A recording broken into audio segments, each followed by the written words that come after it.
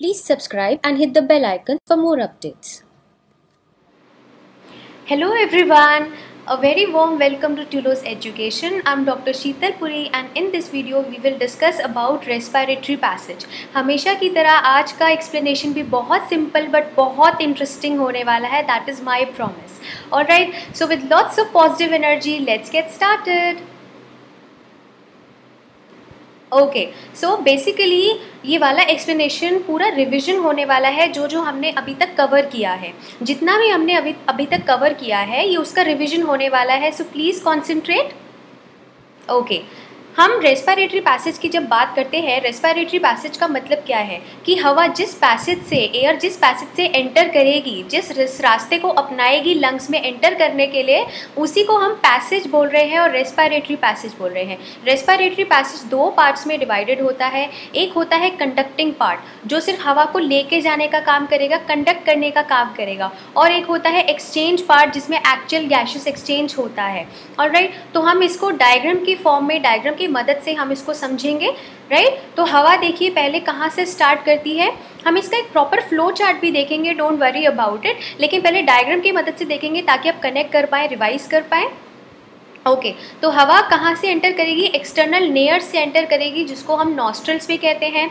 यहाँ से एक चैम्बर में जाएगी जिसको हम बोलते हैं नेज़ल कैविटी. ये है नेज़ल कैविटी. राइट, इसको हमने बहुत अच्छे से डिस्कस किया था लेसन 2 में. इसके बहुत सारे फंक्शंस भी हैं जो कंडक्टिंग पार्ट के फंक्शंस बन जाएंगे. अगर आपको थोड़ा सा भी डाउट होता है जब हम फंक्शंस को डिस्कस करेंगे तो प्लीज़ लेसन 2 को रेफ़र कीजिए, उस वीडियो को देखिए. बहुत अच्छा वाला एक्सप्लेनेशन, बहुत सुपर ऑसम एक्सप्लेनेशन मैंने आपको दिया है नेज़ल कैविटी के लिए और हर पार्ट के लिए. ओके, सो एक्सटर्नल लेयर से हवा अंदर एंटर करी नेज़ल कैविटी में, फिर कहाँ गई? इंटरनल लेयर में, जो कि अंदरूनी ओपनिंग है, इंटरनल ओपनिंग है नेज़ल कैविटी की. उसके बाद हवा कहाँ जाएगी? नेज़ोफैरिंक्स में. राइट, फैरिंक्स के नेज़ोफैरिंक्स वाले पार्ट में, एंड वहाँ से कहाँ एंटर करेगी? ट्रेकिया के अंदर जाएगी ग्लॉटिस के थ्रू. ग्लॉटिस क्या है? ट्रेकिया की यानी कि विंड पाइप की ओपनिंग है. राइट, ओके, कनेक्ट कर पा रहे हैं?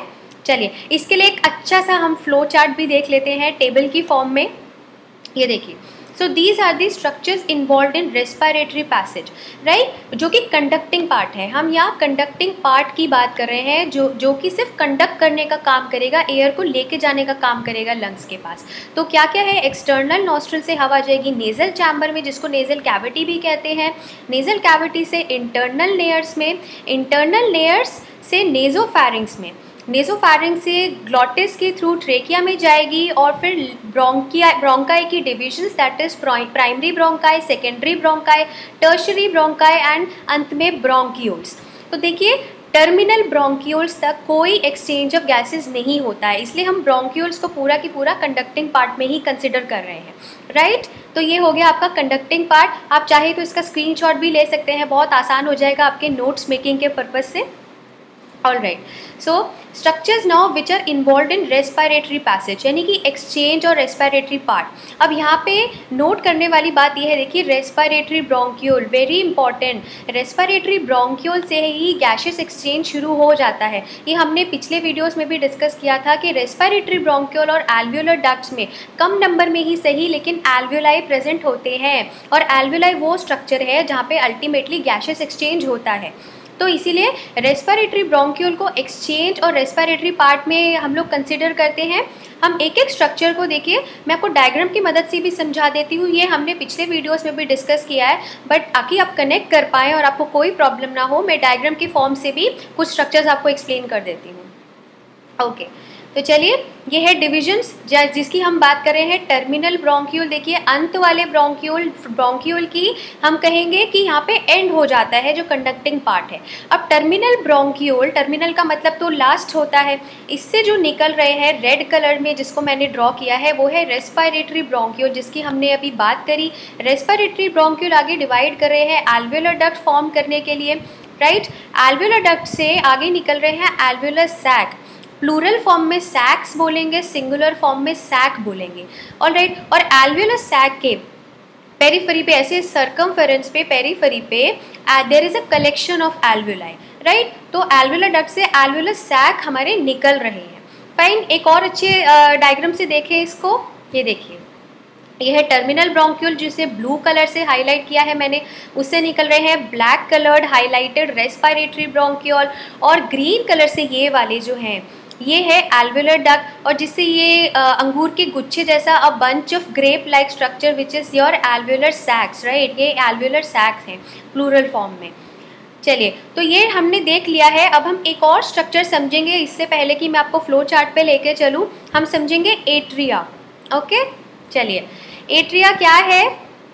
हमने एल्वेलर डक्ट के बारे में समझा कि एल्वेलर डक्ट हमने अभी देख ली, ये पूरी एल्वेलर डक्ट है। Suppose this is your alveolar duct. तो जब यहाँ पे हवा आएगी, इसके अंदर एंटर करेगी, तो ये जो पैसेज मैंने ब्लैक कलर से ड्रॉ किया है, एक रास्ते जैसा, राइट। हवा इसी रास्ते के थ्रू, ये जो ब्लैक कलर के एरोज मैंने मार्क किए हैं, अभी भी मेरा माउस का कर्सर उसी पे है, तो इसी रास्ते के थ्रू, इसी पैसेज के थ्रू एक एक एल्वेलर सैक में जाएगी, और इसको हम क्या बोल रहे हैं, एट्रियम। सिंगुलर फॉर्म में एट्रियम है, प्लूरल फॉर्म में एट्रिया हो जाएगा। इसी पैसेज को हम एट्रिया या एट्रियम बोल रहे हैं। Very very good explanation for you guys. Text form में शायद ही आपको समझ में आए इतना आराम से, राइट। बहुत अच्छे से मैंने एक्सप्लेन कर दिया डायग्राम की मदद से कि एट्रिया और एट्रियम क्या होता है। तो अब हम फ्लो चार्ट अच्छे से समझ सकते हैं। ओके, चलिए, सब रेस्पिरेटरी ब्रोंक्यूल से एल्वेलर डक्ट, एल्वेलर डक्ट से एट्रिया, एट्रिया से alveolar sac, and alveolar sac से एल्वेलाई, राइट। अभी पूरा फ्लो चार्ट आपको अच्छे से समझ में आ गया। आई एम वेरी श्योर कि अच्छे से समझ में आ गया है। All right, okay, great. चलिए, अब हम देखेंगे कंडक्टिंग पार्ट और एक्सचेंज या रेस्पिरेटरी पार्ट के फंक्शंस। ऑल राइट, चलिए, ये क्या कर रहा है, कंडक्टिंग पार्ट एयर को कंडक्ट करने का काम कर रहा है, एयर को लंग्स तक लेके जाने का काम कर रहा है। दूसरा फंक्शन क्या है, ये क्लियर करता है इनकमिंग एयर को by trapping dust particles, right. देखिए, जितने भी फंक्शंस हम कंडक्टिंग पार्ट में डिस्कस कर रहे हैं वो सारे नेजल कैविटी के फंक्शंस हैं, राइट, जो कि हमने लेसन 2 में डिस्कस किए हैं।